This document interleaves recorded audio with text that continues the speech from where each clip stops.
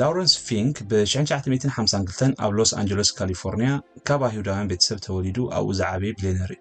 ወላዲቱ ናይ እንግሊሽ ፕሮፌሰር ከምኡውን ኣቡኡ ወናን ድኳን እንዳጫማ ዝነበረ ላሪ ኣብ ሎስ አንጀለስ ካሊፎርኒያ ዩኒቨርሲቲ ባችለር ኦፍ አርትስ ብፖለቲካል ሳይንስ ድሕሪ ድማ MBA ኣብ ቢዝነስ ኤንድ ሪል ስቴት ተመሪቑ።